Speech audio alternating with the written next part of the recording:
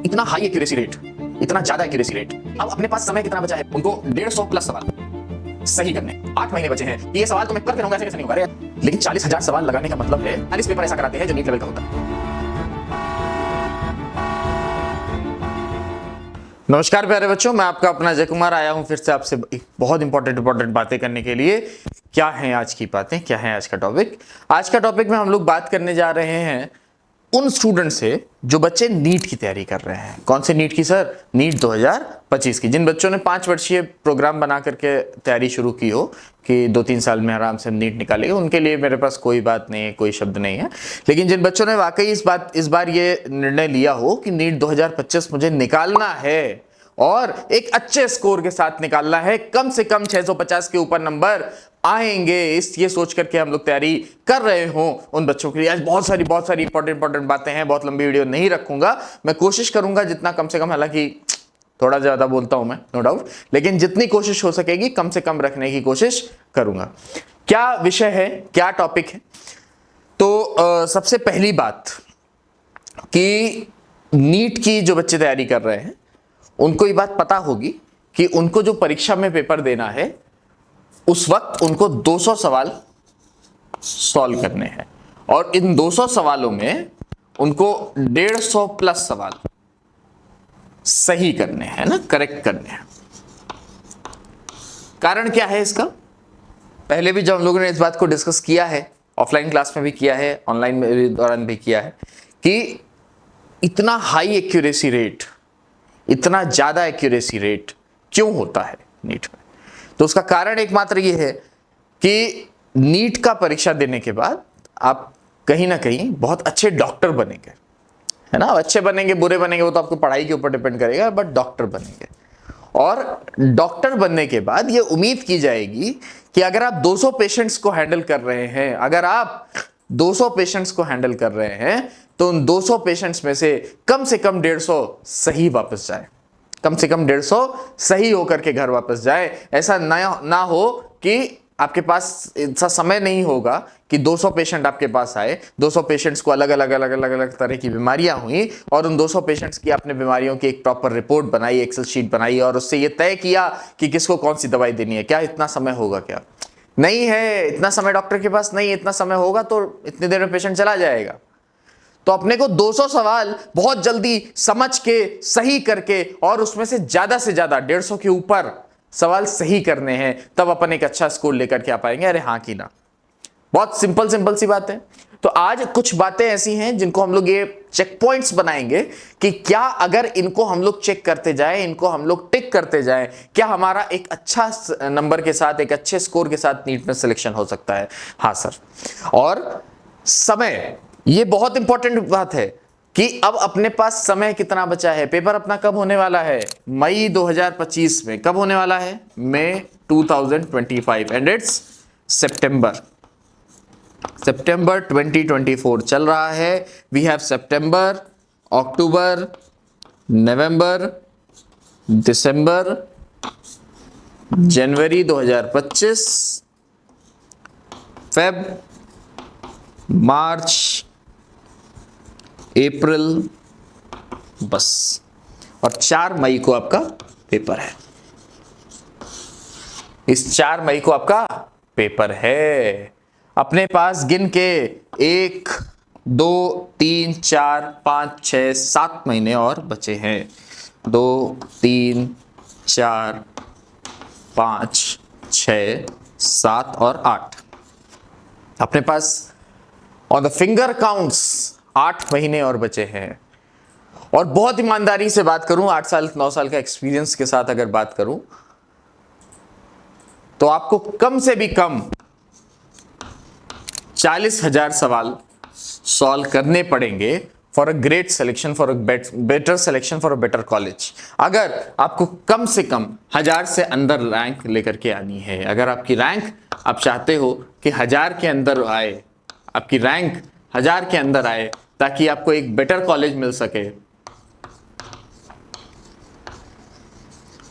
ताकि आपको एक बेटर कॉलेज मिल सके, तो इसके लिए कम से कम तो 40,000 सवाल लगाना पड़ेगा।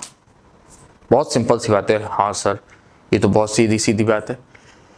लेकिन 40,000 सवाल लगाने का मतलब है, आज अपन सब कैलकुलेटिव वे में आपके सामने सारा मैथमेटिकल कैलकुलेशंस किया जाएगा कि अपने को डेली कितना सवाल लगाना पड़ेगा। लेकिन उससे पहले बहुत इंपॉर्टेंट पॉइंट ये है कि इस समय पर जब हमारे पास 8 महीने बचे हैं, जब हमारे पास 8 महीने बचे हैं, तो हमारी पर डे स्टडी टाइमिंग कितनी होनी चाहिए? तो बच्चा कम से कम हमारे पास कितना समय होना चाहिए? 14 से 15 घंटे इंक्लूडिंग क्लासेस, इंक्लूडिंग क्लासेस। क्या मेरी बात क्लियर हो पा रही है? कम से कम 14 से 15 घंटे।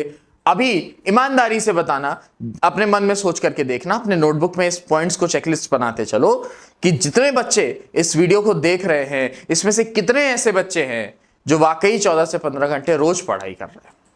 और अगर नहीं पढ़ रहे हो, देखो बहुत सिंपल सी बात है, मेरे पास दो तरीके की बातें हो सकती हैं। एक बात तो यह है कि मैं आपको खूब बढ़िया से मोटिवेट करूं और चलता हो जाऊं, एक 15, 20, 30 मिनट की एक बढ़िया सी वीडियो बनाऊं जिसमें खूब सारा मोटिवेशन भर के रहे और आपको ये बात बहुत मजा आए सुन के कि हाँ सर आपने क्या मजेदार बात की, अब तो मैं फोड़ के रहूंगा नीट, लेकिन वो कल तक उतर जाएगा और उससे कोई सिलेक्शन होने वाला नहीं। मैं टीचर हूं, मैं मेंटोर हूं, मैं सब बहुत कुछ हूं और तब भी ये बात बोल रहा हूं क्योंकि मैं बेईमान नहीं हूं।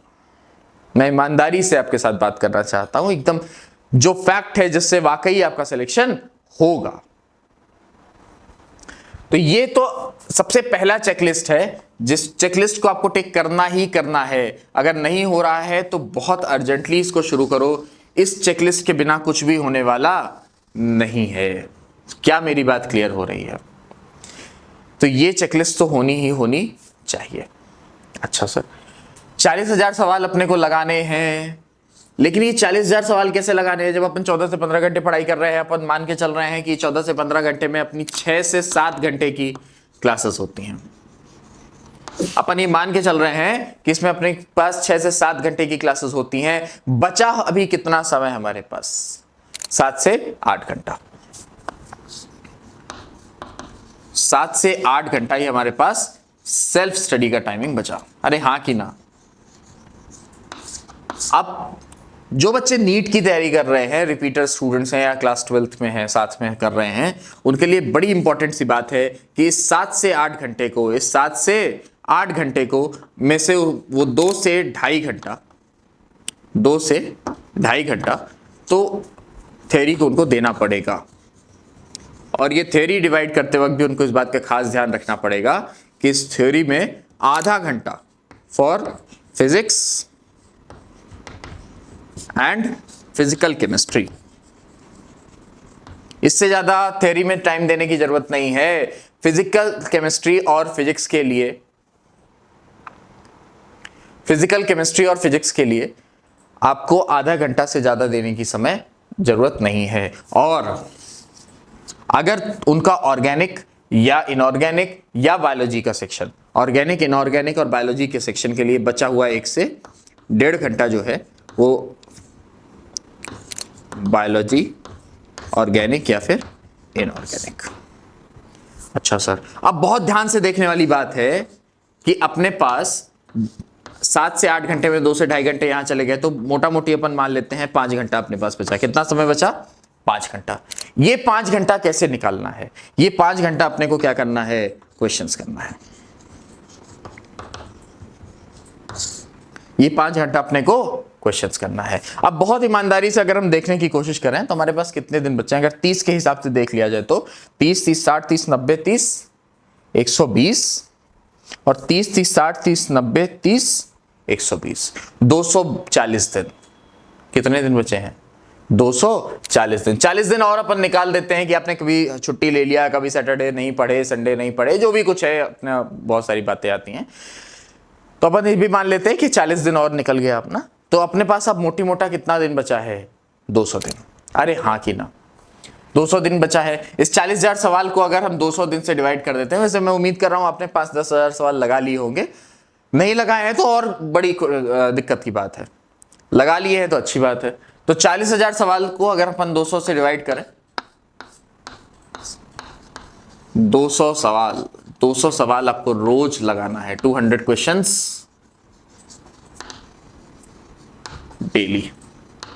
अरे वाह सर, 200 क्वेश्चंस तो अपन डेली कह तो रहे हैं, अपन लिख तो रहे हैं, लेकिन क्या ये पॉसिबल है? करना पड़ेगा, करना पड़ेगा। और ये 200 सवाल लगाने का आपके पास समय क्या है? 5 घंटा। अगर बहुत ध्यान से देखें, थोड़ा सा बोर्ड साफ कर लेते हैं।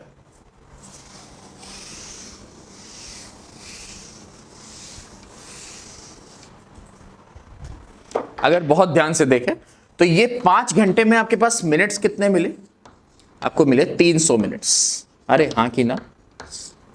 तो मतलब डेली इस 300 मिनट में आपको सवाल कितने करने हैं? 200। अगर बहुत मोटी मोटा मान लें कि आपने थोड़े बहुत सवाल लगा लिए होंगे, 5-10 हजार सवाल लगा भी लिए होंगे, तो भी ये 150 के नीचे नंबर आने वाला नहीं है। तो भी ये 150 के नीचे नंबर आने वाला नहीं है। तो आपके पास 300 मिनट हैं डेली के, आपके पास 300 मिनट्स हैं, आपके पास 300 मिनट्स हैं। और सवाल आपको कितने लगाने हैं? 150। मतलब अगर मोटी मोटा मान लें तो 2 मिनट्स आपको पर क्वेश्चन मिल रहा है।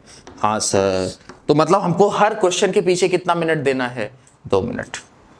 लेकिन कई सवाल ऐसे होते हैं, कई सवाल फिजिक्स के ऐसे होते हैं, कई सवाल फिजिकल केमिस्ट्री में ऐसे होते हैं, कई सवाल दूसरे केमिस्ट्री के पोर्शन में भी ऐसा आ जाता है कि जिसमें 2 मिनट में सवाल करना पॉसिबल नहीं है।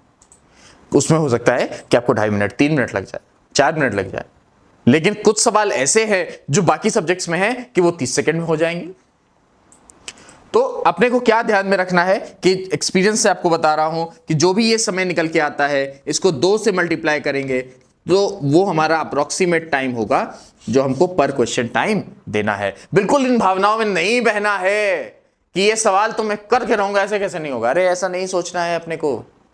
अपने को समय भी देखना है, टारगेट भी पूरा करना है, क्योंकि अगर एक समय से ज्यादा अपन ने किसी क्वेश्चन में समय दिया तो अपन टारगेट के पीछे रह जाएंगे, और टारगेट पूरा करना बहुत जरूरी है। अरे हाँ कि ना? तो अपने को डेली ये 200 सवाल करने हैं या 150 सवाल तो कम से कम करने हैं। अगर जिसने 5,000 हजार सवाल लगा लिए हैं उनको भी 150 सवाल रोज करना है। और पर क्वेश्चन टाइमिंग, मैक्सिमम टाइमिंग अपने को कितनी देनी है? 4 मिनट। मैक्सिमम टाइम कितना देना है? 4 मिनट। 4 मिनट से ऊपर किसी क्वेश्चन को टाइम नहीं देना। आप चाहो तो टाइमर लगा के बैठो, पर क्वेश्चन 4 मिनट से ऊपर नहीं जाना चाहिए। 4 ही मिनट ज्यादा से ज्यादा क्वेश्चन को आप दे सकते हैं। हाँ सर, लेकिन एक समस्या है कि अगर हम किसी क्वेश्चन में सिर्फ 4 मिनट देते हैं तो बहुत सारे ऐसे क्वेश्चन रह जाते हैं जो हमारे डाउट्स वाले आ जाते हैं। तो आने दो, डाउट ही आ रहा है ना। आपके टीचर्स बैठे हैं, हम लोग बैठे हैं, हमारे स्टूडेंट्स के लिए, सेवियंस के लिए हम लोग बैठे हैं, आप लोगों के लिए भी हम लोग बैठे हैं। किसी को कोई डाउट हो अपने टीचर्स के पास जाओ, पूछो, हमारे पास आओ, पूछो, काम खत्म करो। डेली का डेली टारगेट कंप्लीट करो। जो भी डाउट्स आ रहे हैं वो अगले दिन आकर के पूछो। बट ये ध्यान में रहे कि डेली हमको अपना टारगेट अचीव करना है, टारगेट पीछे नहीं छूटना चाहिए। तो मतलब दूसरा पॉइंट जो अपने पास चेक पॉइंट का आ गया कि रोज कम से कम 150 से 200 सवाल लगाना है। अरे हाँ सर। अभी अपन ये भी बात करेंगे कि क्वेश्चंस कहां से लेके आएंगे, इसीलिए ये क्वेश्चन मार्क बना दे रहे हैं। वी हैव टू डिस्कस कि क्वेश्चंस आएंगे कहां से। अपन देखते हैं। अच्छा सर, एक बात और अपने को देखनी है। क्या देखनी है भैया? कि जब हमारा पेपर आएगा, जब हमारा पेपर आएगा तो अपने को पेपर पढ़ के, समझ करके सॉल्व करने की स्पीड कितनी, टाइम कितना मिलेगा? क्या पूरा 3 घंटा मिलेगा क्या? नहीं, ऐसा तो नहीं होगा ना। 3 घंटे का पेपर है तो 3 घंटा पूरा सॉल्व कर रहे हो, ऐसा समय अपने पास नहीं है, अपन नहीं कर सकते हैं। तो अगर अधिकतम देखा जाए तो हमारे पास कितना समय होगा पेपर पढ़ करके सॉल्व करने का? 90 मिनट। अगर बहुत अपर साइड ले लेते हैं, बहुत अपॉर्चुनेट हुए हम लोग, तो 100 मिनट से ज्यादा फिर भी समय नहीं मिलेगा। बहुत आराम से बात कर रहा हूं, बहुत आराम से समझने की कोशिश करो कि 100 मिनट से ज्यादा अगर बहुत ऊपर साइड ले लेते हैं, बहुत अपॉर्चुनिटी अपने आप को समझ लेते हैं, तो भी 100 मिनट से ज्यादा समय अपने को नहीं मिलने वाला है। और अगर कम से कम शब्द भी लेंगे तो कम से कम 10,000 सवाल, 10,000 वर्ड्स अपने को पढ़ना पड़ेगा। 10 से 12,000 के बीच में वर्ड्स होते हैं। तो कम से कम भी अगर हम लोग लेते हैं, ये आपको ज्यादा से ज्यादा समय ले लिया और इसमें कम से कम समय ले तो भी 10,000 वर्ड्स हम लोगों को पढ़ने हैं विद इन 100 मिनट। अरे हाँ कि ना, 10,000 वर्ड्स पढ़ने हैं विद इन 100 मिनट। अगर इसको सॉल्व करने की कोशिश करें तो 1 मिनट में कितना वर्ड पढ़ लेना चाहिए हम लोगों को? पर मिनट वर्ड पढ़ने की स्पीड कितनी होनी चाहिए? कम से कम 100 वर्ड्स। अगर सिलेक्शन इससे कम आ रही है तो सिलेक्शन नहीं होगा। बात कड़वी जरूर लगेगी पर सच्चाई है कि अगर आपकी पर मिनट पढ़ने की स्पीड, पर मिनट सिर्फ पढ़ना नहीं है, या फिक्शन नहीं पढ़ाई कर रहे हैं ना कि सिर्फ एकदम फटाफट फटाफट पढ़ते चले जाए, अपन यहां क्वेश्चन सॉल्व कर रहे हैं, तो अपने को पढ़ के समझना भी है और सॉल्व भी करना है। तो पर मिनट इस स्पीड से पढ़ना है। पर मिनट की जो 100 वर्ड्स हम लोग पढ़ रहे हैं, ये इस स्पीड से पढ़ना है कि पढ़ते पढ़ते ही हमको समझ में भी आना चाहिए। अरे हाँ कि ना? अब ईमानदारी से बताओ कि जितने बच्चे इस वीडियो को देख रहे हैं उसमें से कितने लोग ऐसे हैं जिनकी वाकई आज की डेट में पर मिनट वर्ड्स पढ़ने की स्पीड 100 से 120 है? बहुत कम है। 100% गारंटी के साथ बोल रहा हूं, बहुत कम बच्चे हैं। ईमानदारी से अपने दिल पे टिक करके बैठो कि कितने बच्चे ऐसे हैं जो वाकई आज 1 मिनट में 100 से 150 वर्ड्स पर मिनट पढ़ रहे हैं? नहीं पढ़ रहे हैं। तो एक बात और बहुत सेफर साइड के लिए रखना है अपने को। तीसरा पॉइंट जो अपने को मिला कि पर मिनट 100 से 120 वर्ड्स हम लोगों को पढ़ने हैं। 100 से 120 वर्ड्स पर मिनट पढ़ना है। अगर नहीं हो रहा है तो उसको करना है, दूसरा कोई ऑप्शन अपने पास नहीं है। 100 से 150 वर्ड्स पर मिनट अपने को पढ़ना ही पढ़ना है, इसका कोई दूसरा दो राय वाली बात नहीं है। अरे हाँ सर। अब सर एक बहुत इंपॉर्टेंट बात बताइए कि ये जो 150 से 200 सवाल है ये अपन करें कहां से? इसका सोर्स क्या हो जो वाकई हमको बता सके कि हम सही सवाल लगा रहे हैं। अच्छा सर, आओ देखते हैं। क्या आपकी कोचिंग में आपको मटेरियल मिल रहा होगा? आपको क्या मटेरियल मिल रहा है वो मुझे बहुत ज्यादा नहीं पता। हम लोग क्या मटेरियल प्रोवाइड करते हैं मैं उसकी बात करता हूं। जो सेवियंस इस वीडियोस को देख रहे होंगे, इन वीडियो को देख रहे होंगे, मैं डेफिनेटली बात कर रहा हूं ये आपके लिए है। ये मटेरियल वो है जो हम आपको दे रहे हैं, और जो बच्चे बाहर के भी देख रहे हैं वो भी इस मटेरियल को ले सकते हैं। कैसे ले सकते हैं? कुछ फ्री मटेरियल है जो टेलीग्राम पे उपलब्ध है, कुछ फ्री मटेरियल होता है जो हर वीडियो के नीचे वर्कशीट्स वगैरह आती हैं, और कुछ पेड मटेरियल है जो आप सेवा के सेंटर पे जा करके या सपोर्ट सेल पे कॉल करके डिस्कस कर सकते हैं कैसे लेना है उसको। क्या मटेरियल है? सबसे पहली चीज तो जो है वो क्या है? शीट। अगर मोटी मोटा सारी चैप्टर्स की बात कर ले, सभी चैप्टर्स की बात कर ले, तो इन शीट्स में आपके पास एकदम मोटी मोटा कितने सवाल होंगे?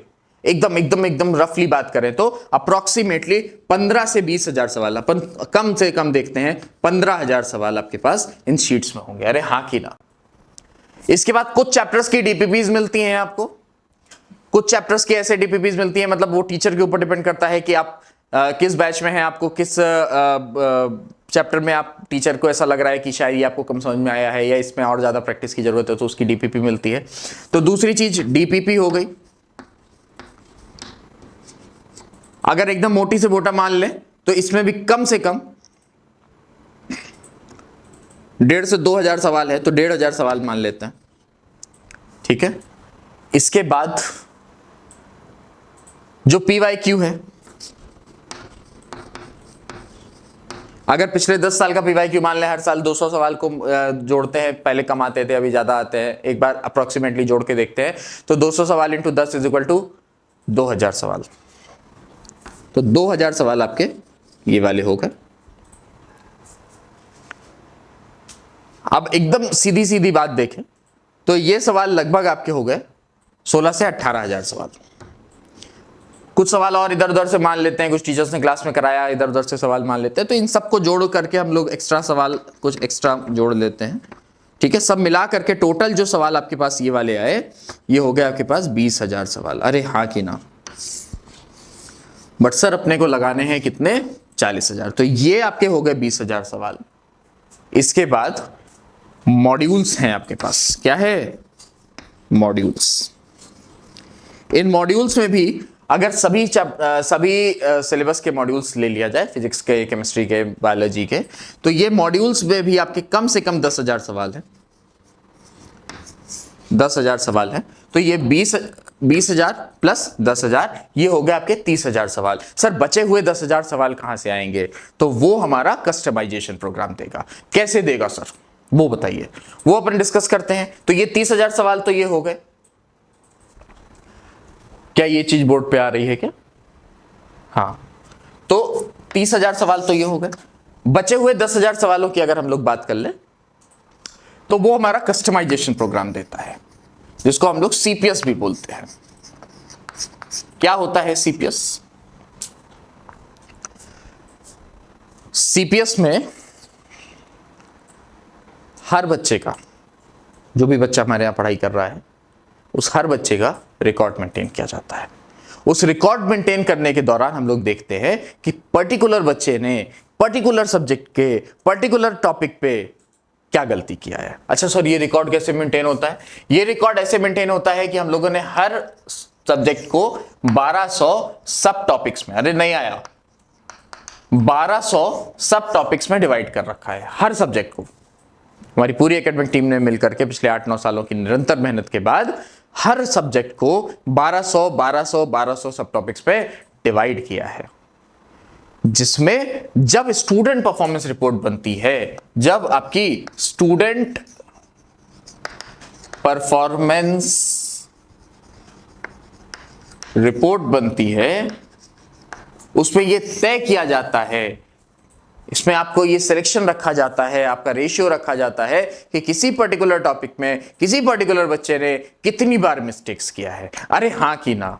क्या मेरी इतनी बात क्लियर है? हाँ सर, इतनी बात तो एकदम क्लियर है। अच्छा, इन गलतियों को देख करके जो पर्टिकुलर आपको डाउट्स आ रहे हैं, जो पर्टिकुलर आपको तकलीफ आ रही है हर पेपर में, मान लो कोई बच्चा ए है, या मैं अपने आप को ही मान लेता हूं, कोई स्टूडेंट अजय है, उस अजय ने केमिस्ट्री के जीओसी के सेक्शन में बार बार हाइब्रिडाइजेशन में ही समस्या कर रहा है, हाइब्रिडाइजेशन का ही क्वेश्चन गलत कर रहा है। तो कई बार ये गलत होने के बाद स्टूडेंट परफॉर्मेंस रिपोर्ट में आता है, स्टूडेंट परफॉर्मेंस रिपोर्ट से हमारे मेंटोर के पास पहुंचता है, डेटा शीट के ऊपर डेटा चढ़ता है, और वहां पर ये पता चल जाता है कि अजय हर बार हाइब्रिडाइजेशन में समस्या कर रहा है, हाइब्रिडाइजेशन का क्वेश्चन गलत कर रहा है। उसको एक पर्टिकुलरली 150-200 सवालों की शीट दी जाती है, जिसमें सिर्फ और सिर्फ हाइब्रिडाइजेशन के सवाल होंगे। तो इस तरीके से लगभग 5,000 सवाल हम लोग एक्स्ट्रा करा सकते हैं, 5 से 7,000 सवाल हम लोग इसको एक्स्ट्रा करा सकते हैं। तो 5 से 7,000 सवाल यहां से हो गए। सर अभी भी 2 से 3,000 सवाल बचे हुए हैं, वो कहां से आएंगे? तो बहुत इंपॉर्टेंट बात है कि आपकी जो टेस्ट सीरीज चल रही है, 2 तरीके की टेस्ट सीरीज चलती है। एक तो आपकी जो रेगुलर पूरा साल चलती है, और एक आप लोगों ने जिसकी तारीफ हमेशा सुनी होगी, वज्र टेस्ट सीरीज चालू होती है, जो लास्ट के 2-3 महीने चलती है। उसमें हम लोग लगभग आपको 30 से 40 पेपर ऐसा कराते हैं जो नीट लेवल का होता है। अगर 40 पेपर समझ लेते हैं, या 30 पेपर भी समझ लेते हैं, और 30 पेपर 200 सवाल के हिसाब से देखें, तो कितना हुआ? 6,000 सवाल हुआ ना? तो 6,000 सवाल आपके वो टेस्ट पेपर से हो जाएंगे। अगर हम सिर्फ वज्र की बात करते हैं, तो अगर हम सिर्फ वज्र की बात करें तो ही वो 6,000 सवाल हो जाएंगे, इसके प्लस ही रहेंगे अगर सारे टेस्ट की बात करते हैं। तो लगभग 10,000 सवाल आपके ये हो गए जो टेस्ट सीरीज से आएंगे। तो टेस्ट सीरीज से 10,000 सवाल, इन मटेरियल से 20,000 सवाल, मॉड्यूल्स के 10,000 सवाल, और स्टूडेंट परफॉर्मेंस रिपोर्ट से 5 से 7,000 सवाल। This becomes approximately 45 to 47,000 questions. और ये सवाल आपने लगा लिए, मैं ईमानदारी के साथ कह रहा हूं, इतने सवाल अगर आपने लगा लिए, दावे के साथ कह रहा हूं, पूरे विश्वास के साथ कह रहा हूं, आप सिलेक्शन की राह पर, सिलेक्शन के गेट तक आसानी से पहुंच जाएंगे। इसी तरीके से मेहनत करते रहिए। 8 महीने आपके पास उंगली पे गिन के बचे हैं, जिसमें से कम 2 महीने आपके रिवीजन के लिए जाने चाहिए, जो हम लोगों ने इसमें अलग नहीं किया है। तो इस बात को भी बहुत ध्यान से रखने वाली बात है। मैं जल्दी ही कोशिश करूंगा कि हम लोग एक शेड्यूल की वीडियो बनाएं, एक शेड्यूल के लिए आपके पास आए, शेड्यूल लेकर के आपके साथ आए कि जो समय बचा है उसको आपको किस तरीके से डिवाइड करके पढ़ाई करनी है। वैसे तो सबका अलग अलग होगा, लेकिन फिर भी एक कॉमन शेड्यूल हम लोग डिस्कस कर सकते हैं कि ये कॉमन शेड्यूल के साथ हम पूरा पढ़ाई अपनी आगे के महीने की करेंगे। तब तक के लिए पढ़ते रहिए, मेहनत करते रहिए। बहुत बहुत धन्यवाद, साधुवाद, थैंक यू।